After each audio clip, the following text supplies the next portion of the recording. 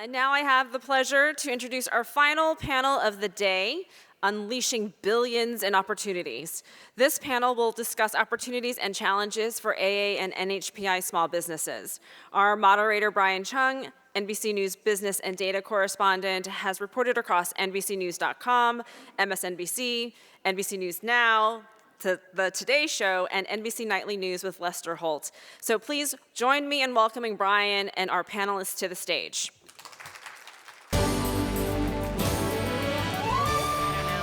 Us too? Yeah. Oh, coming. everybody gets to go. Sorry? Okay. It's easy, yeah. Just like a few seconds.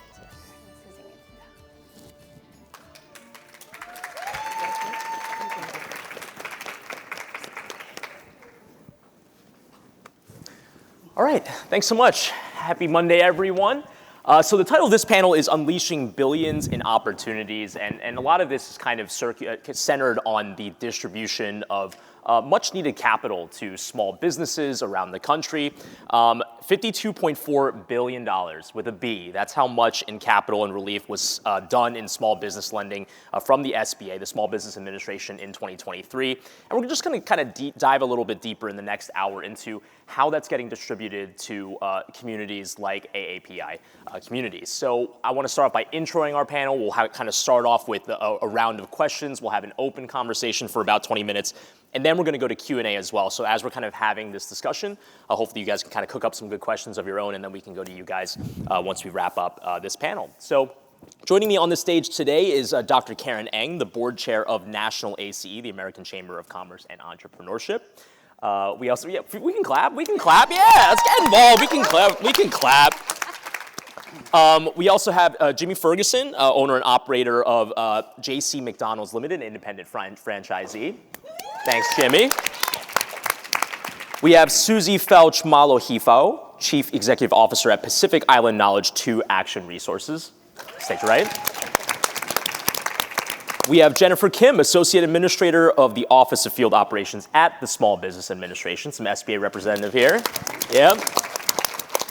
And we have Pamela Fan, Deputy Assistant Secretary for Asia Global Markets at the International Trade Administration.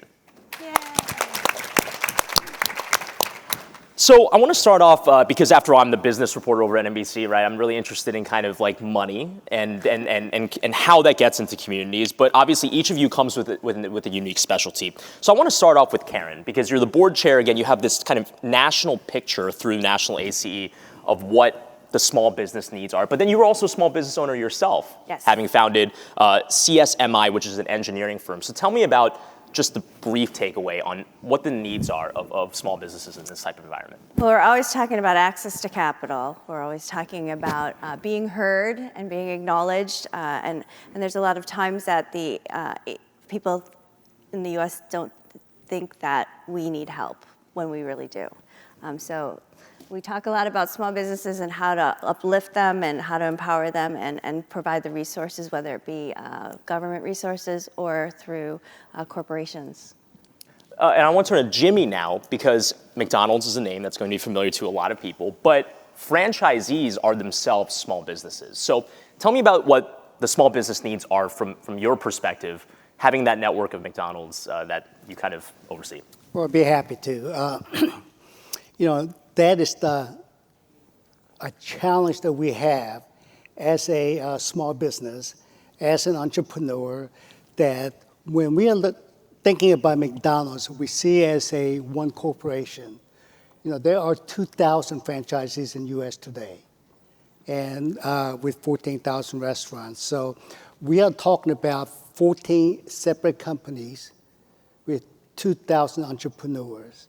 It is so important to us because that's our brand, that's our company, and that is where we put our sweat and work as an individual franchisee. So, thanks. Now, Susie, you are kind of on the front lines of the distribution of help and relief and capital to small businesses behind Pacific Island Knowledge 2 Action Resources. Tell me about what you do and what you think your role is in making sure that small businesses are plugged into opportunities out there.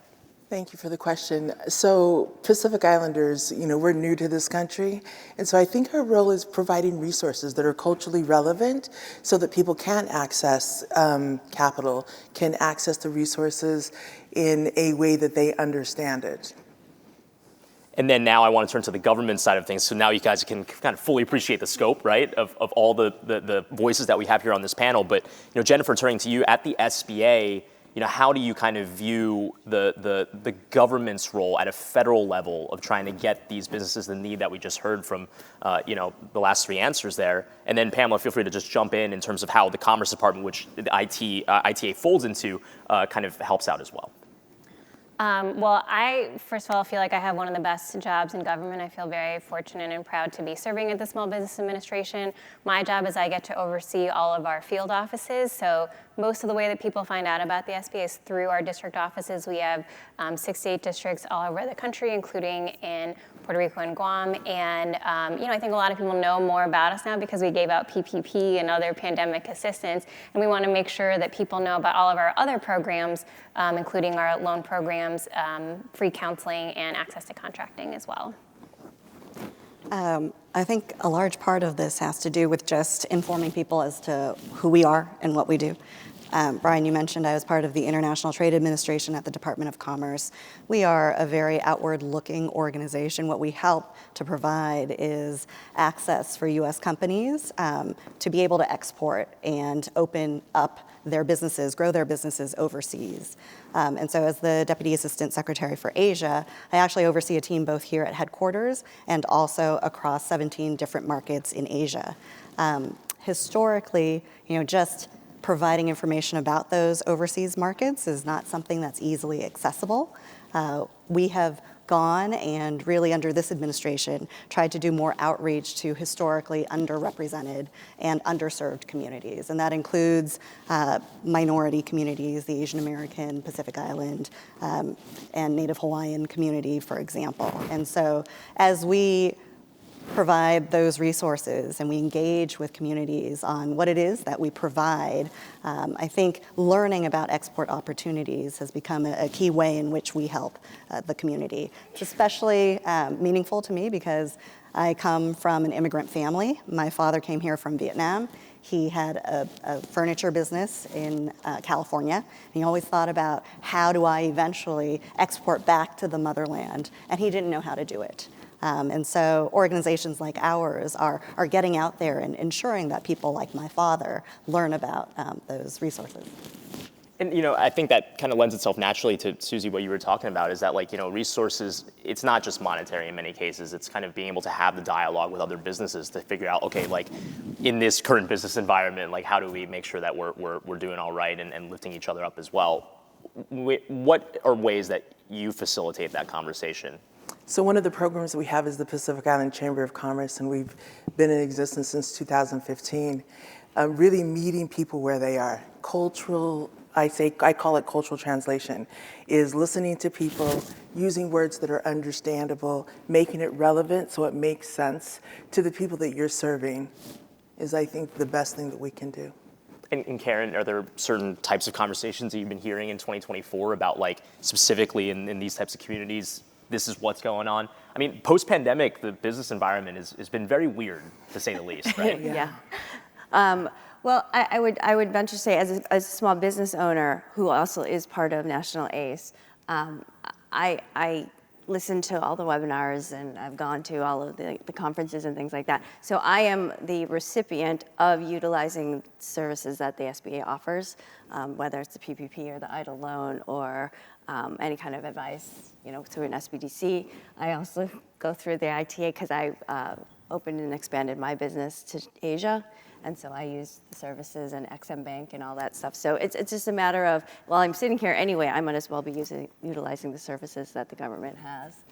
You dropped a lot of acronyms just now. So there's a lot EIDL loans. Well, actually, aren't you API? I am. Yeah, there's a lot of letters that we're using today. That's for sure. But maybe this is for Jennifer. Can you kind of outline maybe at a big picture? I think maybe we should have started off there. But it's what are some of the different types of resources that the SBA offers in terms of grants, loans? Small business you mentioned PPP, administration. SBA, Small Business Administration. Yeah, and let me just say, like, I think a lot of us probably come from similar backgrounds. You know, I grew up, my parents were immigrants, grew up translating documents, et cetera. My parents were not necessarily small business owners, but in the community, folks just asked each other for help. And I think don't always either trust the government or think that the government program's for them, or think maybe it's just better to like do it on your own and have that kind of like can-do spirit. But the fact is, like, literally millions of other businesses are accessing our program, so our community should also have that opportunity and kind of level the playing field. So that is definitely something that we are prioritizing under Administrator Guzman and President Biden, you know, partnering with organizations like Susie's to have more trusted messengers in the mix so we can just spread the word, right? Like, hear about it here in DC, but take it home with you. But yeah, let me say some of the acronyms that Karen just dropped there. So we're the Small Business Administration. We do have lending partners with which we have government-backed loans. So, you know, because there's a government guarantee on it, maybe if you know, are having trouble getting a loan elsewhere, maybe you could qualify for an SBA loan. There, you know, sometimes we do a little more risky loans, but we like to, you know, take chances on people as long as you've got some kind of business plan. If you're having trouble with your business plan, you can go to one of our resource partners. So a lot of our resource partners are housed at college campuses, actually, but small business development centers. We have women business centers. We have veteran-owned small business assistance as well, kind of a lot of different avenues. And, you know, that's all free, and or you already paid for it with your tax dollars, so you might as well go utilize those services. And then the other big thing for sure is that, you know, under President Biden and his Investing in America agenda, there are literally billions of dollars going through federal contracting. The federal government is the largest purchaser of goods. The US federal government is the largest purchaser of goods and services in the entire world on this planet. So, like, and I think last year in fiscal year 23, almost $80 billion went to small disadvantaged businesses that were certified as government contractors. So that's something, you know, it's not just like building fighter planes, it's like the caterers, it's the paper clips, it's the event planning, it's the, you know, the engineering, you know, all these things. So definitely encourage people to, you know, contact the SBA if you have a business or a partner that you think could utilize that. You know, there's all sorts of great programs. You know, a lot of that money's getting pushed down to the states as well. So I think I covered some of the acronyms. What did I miss? Yeah. So Brian, the White House Initiative, the SBA, and National ACE, we collaborate and do these roundtables all across the country. And we've gone as far as Hawaii, we go to Salt Lake City, we go to Chicago, you know. And so this is how we're getting the word out as well with the three organizations. Yeah, our two next summits are, we have a regional economic summit in Minneapolis. I forget if it's Minneapolis Minnesota. or St. Paul. I don't want to offend anybody that's from the area and be like, they're not the same. I'll say the Twin Cities. Yeah, they're in the Twin there Cities we in go. July. And then we'll be in Orange County in August and, you know, hopefully coming to a city near you. Jimmy, were you going to jump in? Or? Yeah, I was just going to add to Karen, you know, the partnership that SBA have with the community organizations. I know with the National ACE that that they've just received a grant for the capital readiness program. And they're one of the 40 organizations in the country that received the grant.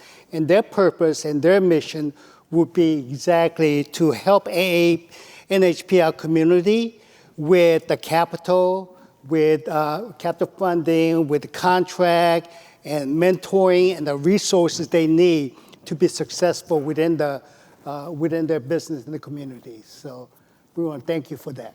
Thank you. And I think that, go ahead. Oh, sorry. I was just going to say that the services that we provide are definitely grassroots, on the ground level, where people that cannot just walk into SBA or will not walk into SBA, but need those resources, we are that connection for people to feel like they belong, that they can do it. We're the cheerleaders. That what we do at our Chamber of Commerce, and that's how we are going to grow to be like Jimmy, to be like Dr. Ng, is that's where we start. The person that's just selling, you know, Polynesian food out of their house. You know, I get a call from the health department. Can you get your people to get licensed, Susie? And I'm like, okay, we'll do a workshop on it.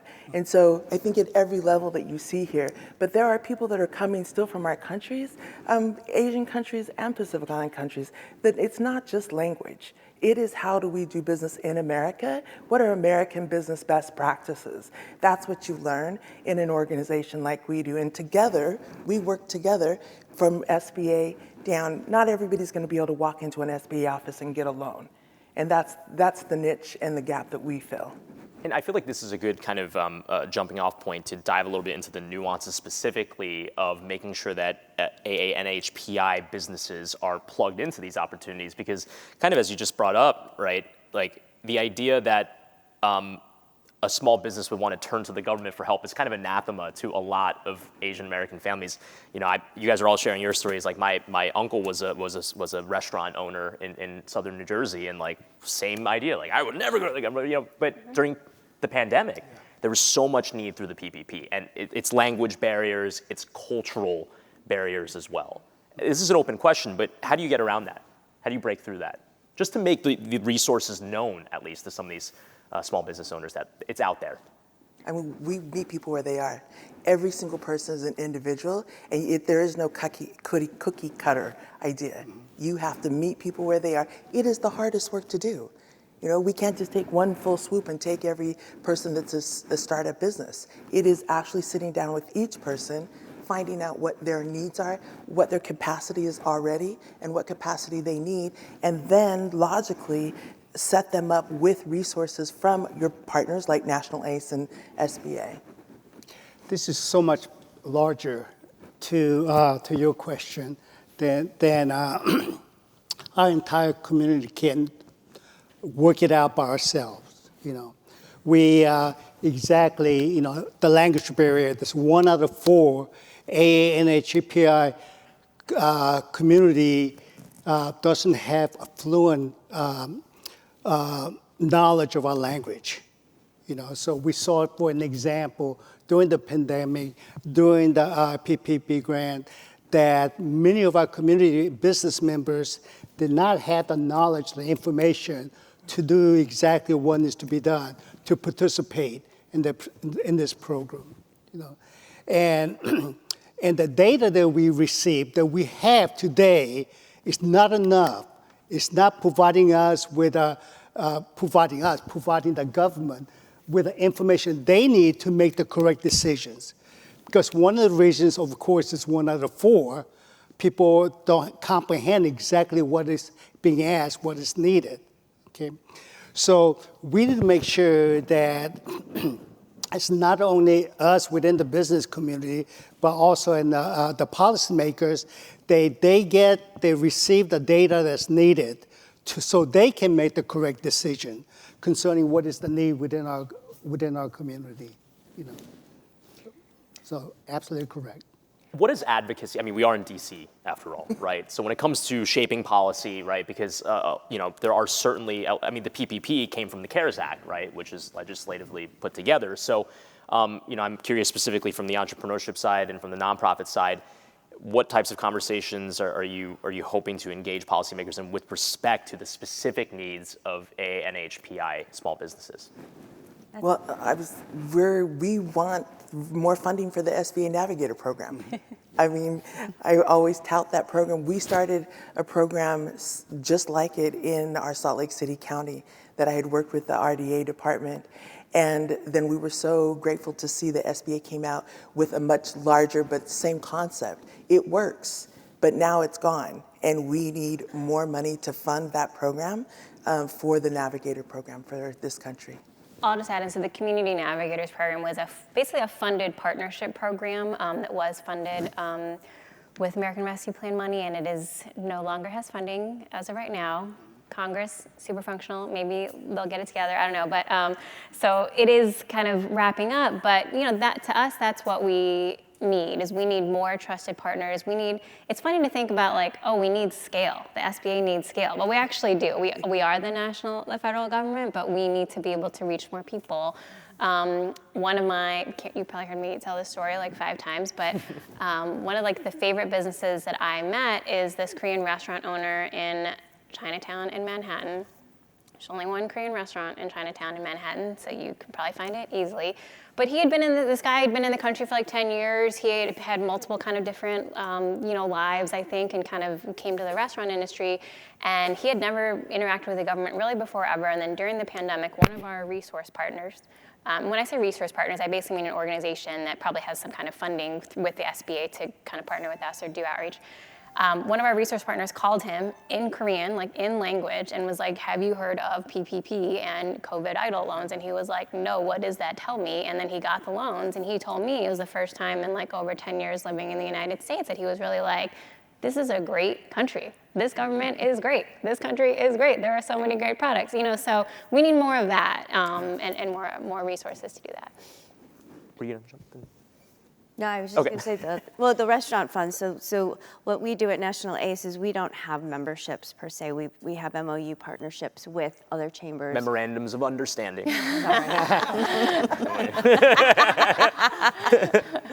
With regional and local chambers of commerce, and so that's how we get the word out.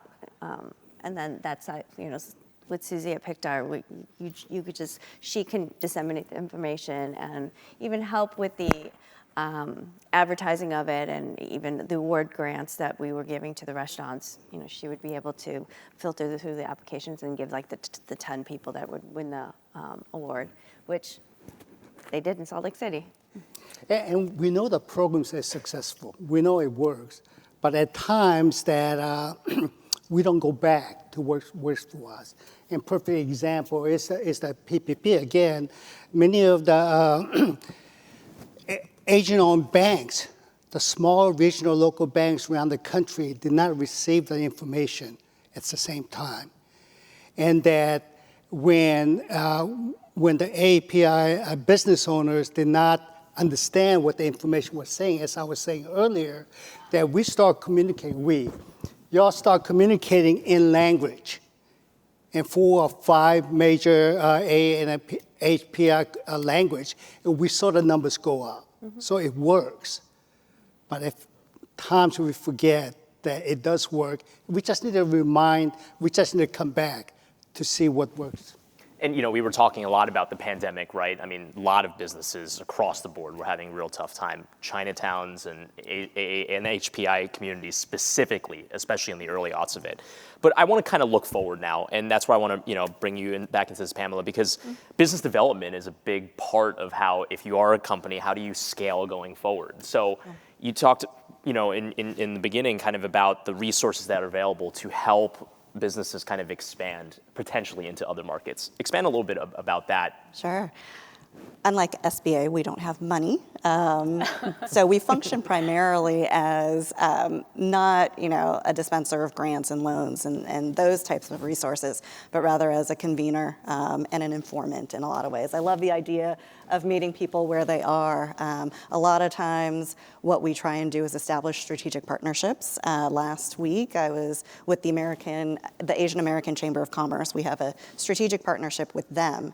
And how we leverage those strategic partnerships is, in the United States, we have about 106 offices whose job it is to counsel, provide information, and connect small business owners to the potential for growth and opportunities overseas. Overseas, just in the Asia region, we're present in 17 markets. And actually have 30 plus offices within those markets. That's just one region of the world. I have counterparts who are responsible for all the other regions in the world. So if you connect through a strategic partnership to one of our U.S. Export Assistance Centers, you learn about opportunities that exist in a foreign market. And then the people who counsel you at that U.S. Export Assistance Center can then connect you to our folks overseas in Vietnam, Philippines, Thailand, et cetera, who can give you that market analysis and intelligence and on-the-ground perspective as to how to navigate those countries, which can be extraordinarily challenging for a U.S. exporter. So that's how we connect it all and how it works And on they're our end. approachable too, from my experience. So I did the Vietnam, Singapore, Shanghai, Beijing. Yeah, Around the world. around the world. And I just did one with, I just had a market study come back from Australia. Yeah. And the way we're staffed overseas is our American officers who are there, actually, they're foreign commercial service officers. They have to go through language training. They gain a lot of familiarity and have counterparts with the governments over there. We also have locally employed staff. And so that really helps to bridge that language barrier as people seek those export opportunities as well. And I'm going to take a quick moment just to remind everyone that in about like 4 or 5 minutes, I'm going to open it up to questions and answers. So if anyone has any questions, feel free to get that ready. I'll call on you guys in a few.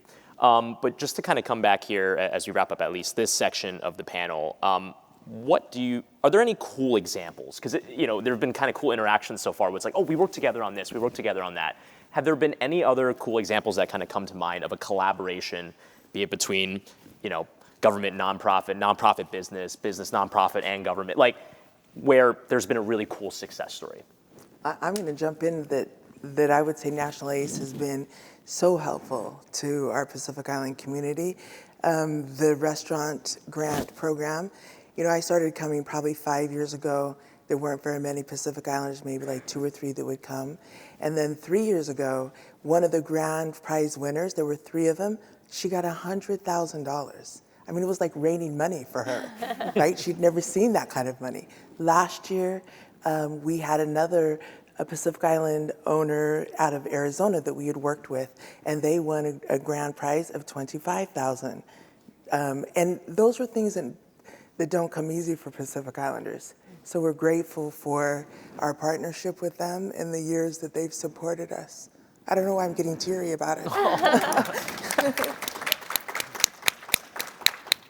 Anybody else? Anything come to mind?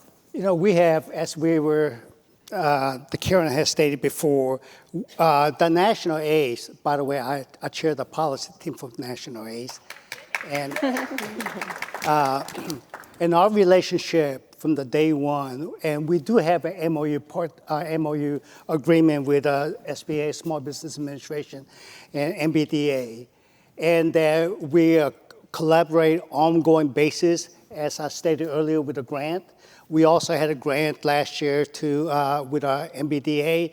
The whole purpose of our funding and our partnership with the agencies is to support the AANHPI business community. And that whether it's research, whether getting data, whether providing them with how to get the capital or the contracts, and that's been our partnership. It's worked really wonderful for all of us.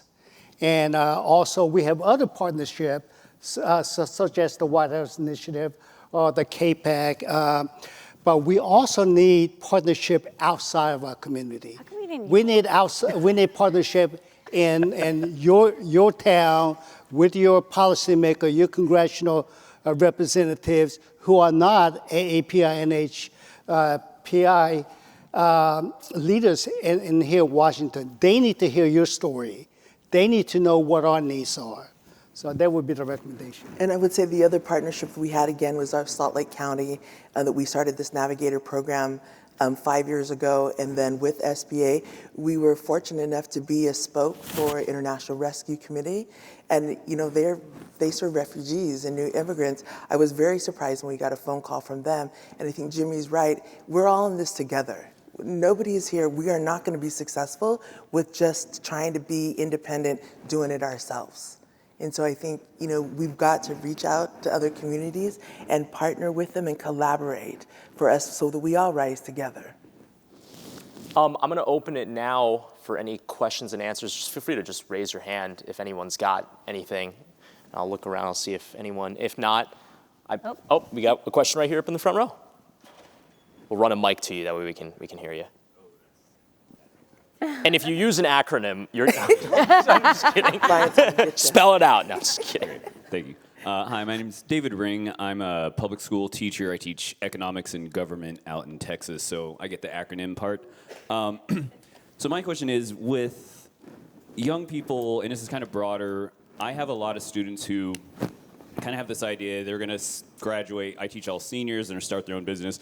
And I try not to be the negative Nancy that, 95 out of 100 fail, so on and so forth. So besides getting, $400 million from your dad, how would you maybe advise young people who really want to start out entrepreneurially, but might sort of be hesitant, like we were talking about before? Culturally, I'm in West Texas, depending on, or at least turning to the government, sort of in a way that is facilitating the natural sort of way business gets developed, even though reluctantly people don't believe the government has any role, I live amongst people who get millions in federal farm aid. And so my question is sort of what is a better way to approach to these students? It's a big hill to climb. Obviously, I'm not a business person, and so I kind of just tell them, good luck. So I would just ask you guys, sort of for a young person, 18-year-old, think they're going to go out and start their own multi-million-dollar business, what might you tell them? It's good to have big dreams, first of all. So, and thank you for being a school teacher. Are you in Lubbock by chance? I am. Okay, we have a district office, SBA, in Lubbock, Texas. So first go hit them up. Calvin Davis is our director there.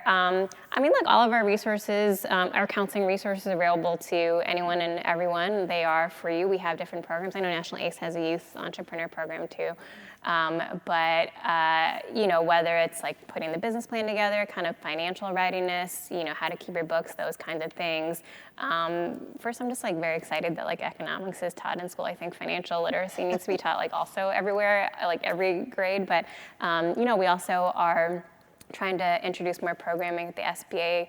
I kind of call it borrower readiness. That's not like the official term, but it's not just like how do you fill out the loan application. It's like what are all the things you would need to do in order to like get your books and everything together before you even go to a bank. So, but My advice would be, first of all, failing, you fall forward, right? Get back up. You only fail if you stop getting up. Number one, to the students, and number two, it just left my brain, but I was gonna say is just start, do it. I mean, you can have large dreams, but you can start at a very small scale.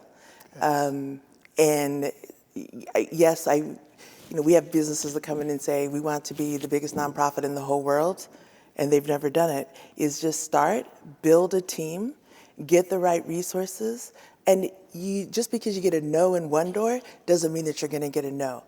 You gotta have grit.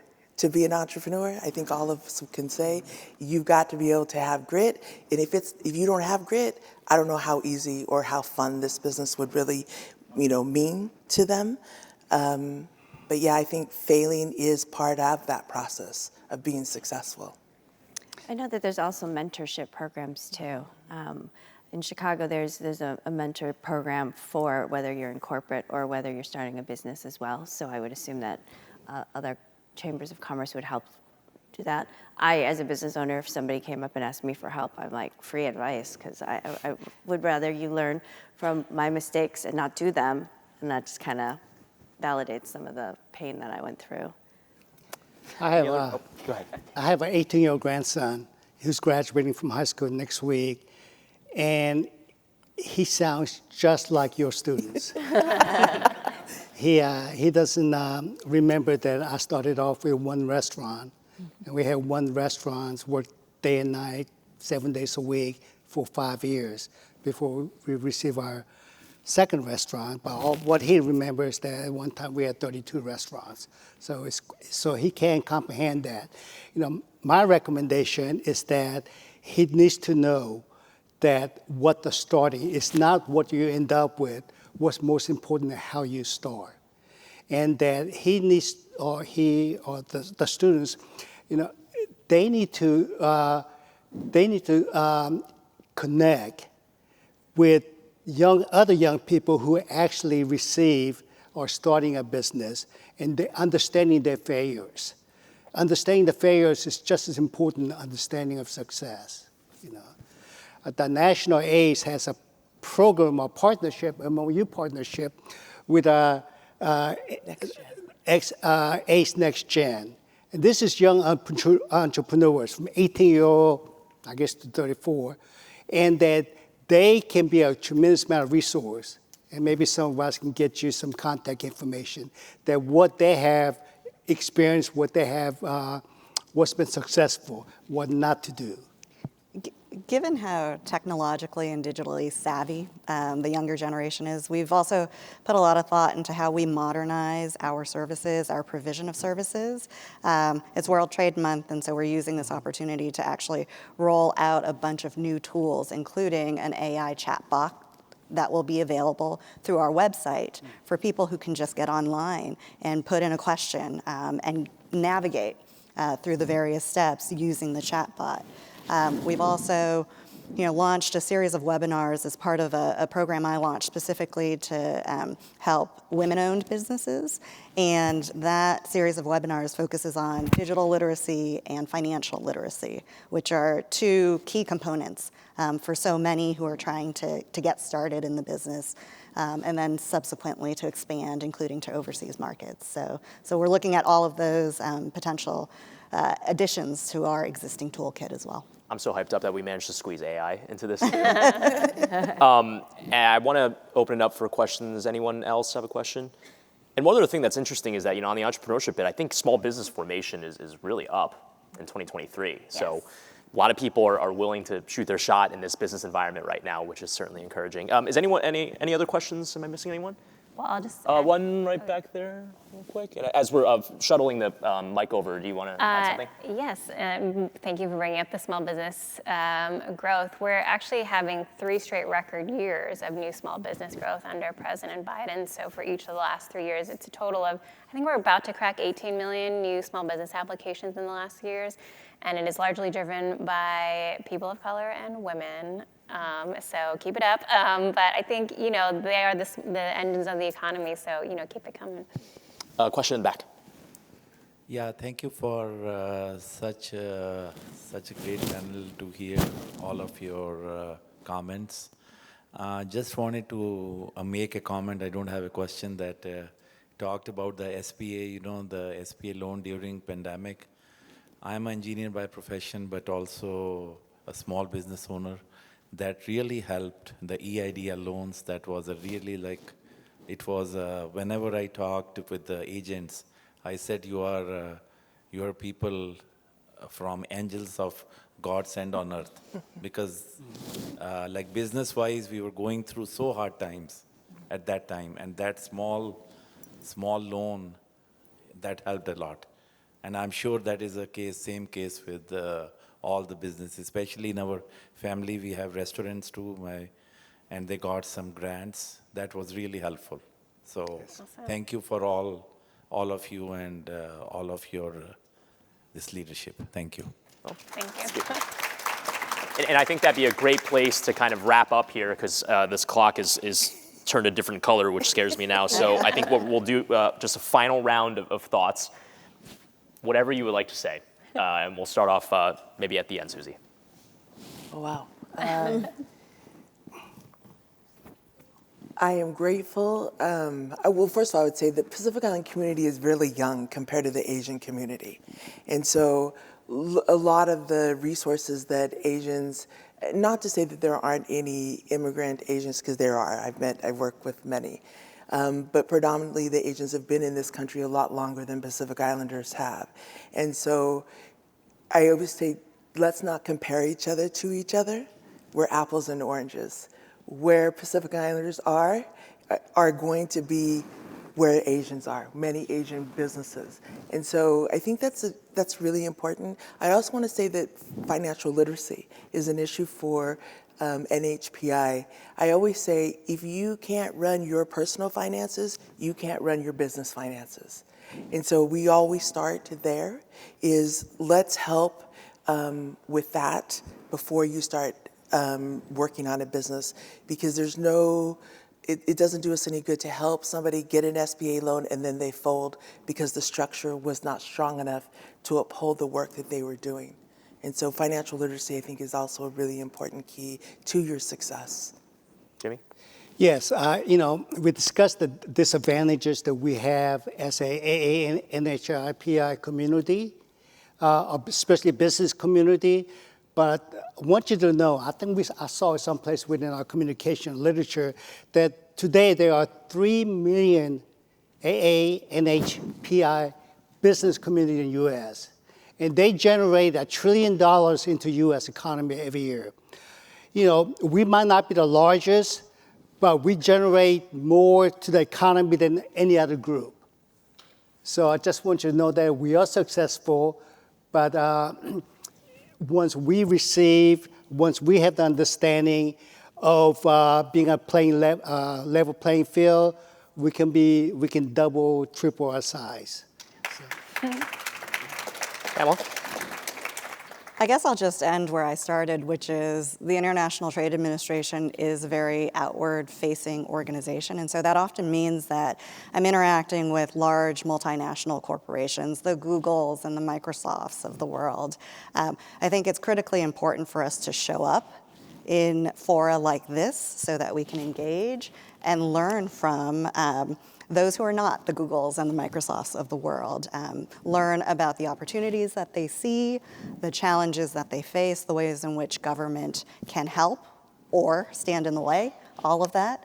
And so I'm just appreciative of being on this panel with everybody else today, and also appreciative to APAICS for organizing this whole summit. Jennifer? Yes, echo that. Thank you very much, APAICS, and thanks all of you for coming. Let me share two stats with you, not to get too much into numbers, but so in last fiscal year, SBA lending to AA and NHPI businesses, the number of loans went up 45% from the year before. The dollar amount in loans went up 36% from the year before. So one, progress, which is good. Two, I just want to highlight, though, that you'll notice that the dollar amount on loan didn't quite keep up with the numbers, but we don't think that's a bad thing. That actually means that we are kind of reaching more of the smallest of the small, the businesses that might only need $25,000 and not $250,000 or $1 million yet, and they're kind of in that, kind of younger stage. So again, it's progress. I'd love to see that number, double for next year, and we can only do that with the help of our partners and getting the word out. But I think we're on a good path, and I'm eager to see more growth in the future. Dr. Eng? So I wanted to get part of the unleashing of the billions by sitting on this panel. I don't know how much I have on me right now. I'll see if I can find my pockets. But like you said, because you do a lot of business reporting, I go where the capital is. And so I read all of the annual reports of the clients that I serve, and mine are largely in the food and beverage community and industry.